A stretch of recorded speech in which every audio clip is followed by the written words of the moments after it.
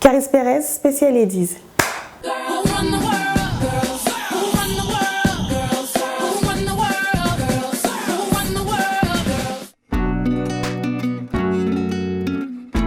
En fait, moi, j'ai commencé, j'ai fait des études de droit, mais j'ai toujours été passionnée de théâtre, de tout ce qui est cinéma, comédie. Donc j'ai fait des cours Florent en parallèle de mes études, et puis j'ai fait pas mal de spectacles sur Paris, et ensuite je me suis orientée dans le cinéma.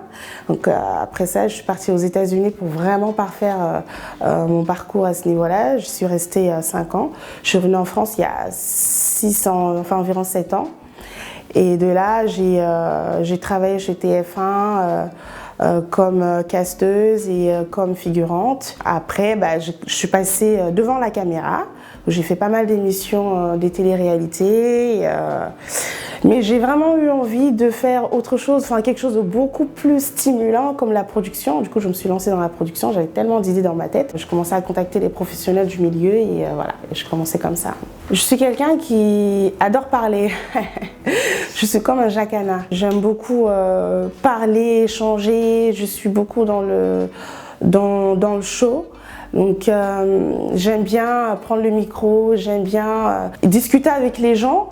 Donc je me suis dit que la meilleure façon de m'épanouir vraiment dans l'audiovisuel, c'est d'être animatrice télé. Maintenant, quand on est animatrice télé, il faut soit être hyper connue pour être contactée, soit avoir une idée sympa et qui pourrait plaire et la produire. Donc c'est ce que j'ai fait. J'avais beaucoup d'idées, comme je disais tout à l'heure, et puis j'en ai choisi une, je l'ai peaufinée et j'ai décidé de la produire.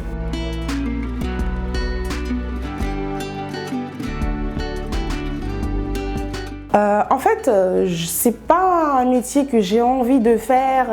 Moi, j'ai envie de faire beaucoup de choses. C'est pas quelque chose dans laquelle j'ai envie de me cantonner. C'est pas un truc que je fais. C'est pas uniquement ça que je veux faire. Donc, je n'appellerais pas ça un métier que j'ai envie de faire. C'est simplement quelque chose qui me plaît, une branche qui me plaît.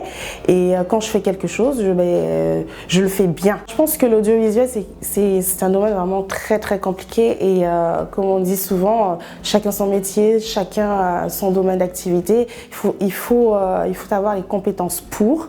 Donc moi, j'avais envie de produire une idée, notamment dans la mode, mais je ne suis pas réalisatrice, je ne monte pas, je ne mixe pas.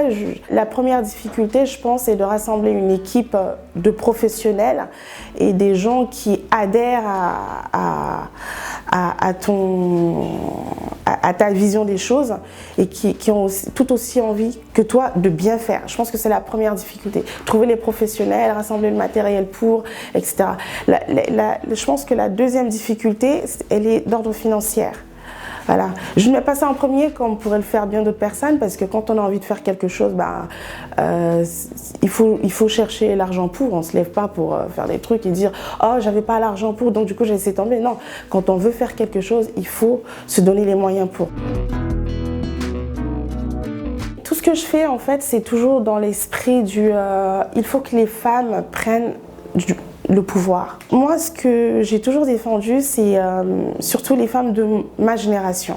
J'ai 31 ans et je pense qu'aujourd'hui, les femmes, j'ai vu des jeunes femmes de mon âge grandir avec moi avec cet état d'esprit il faut que je trouve le bon parti. Il faut que je trouve un mec qui va me mettre bien, qui va m'acheter des Louboutins, qui va m'acheter ceci, qui va m'acheter cela. Mais ma chérie, tu peux t'acheter tout ça et bien plus toi-même. Tu n'as pas besoin d'un homme pour le faire. Si tu trouves un homme qui peut te le faire, machallah, tant mieux pour toi. Mais tu peux le faire toi-même. Voilà. Et je trouve que ça donne encore plus de poids et plus de valeur. Le message que j'ai toujours voulu envoyer, c'est que « Hey girl, levez-vous et ayez une identité professionnelle ». La femme dans mon secteur d'activité a une place primordiale, capitale. Sans elle, ça ne sert à rien de faire tout ça. Et puis surtout le fait d'entreprendre aussi, de me dire allez, je vais produire, je vais réaliser, ça envoie un message fort à la femme. Donc moi je m'adresse aux femmes. Donc pour moi elle a une place hyper importante. Pour moi une femme peut être présidente. Et je ne pense pas que les émotions empêchent une femme de gérer.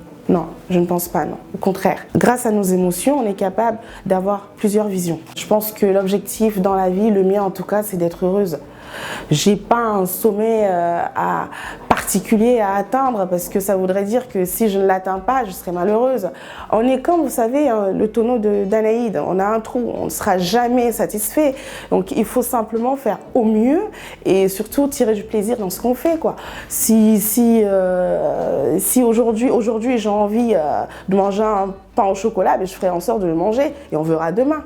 Si demain j'ai envie de construire un château, je ferai en sorte de construire un château et puis ensuite on verra demain. J'ai pas de sommet particulier. Non, mon but à moi c'est juste d'être heureuse. Soyez des Wonder Woman. Vous êtes capable de tout faire. Rien n'est impossible à qui a la volonté. Rien.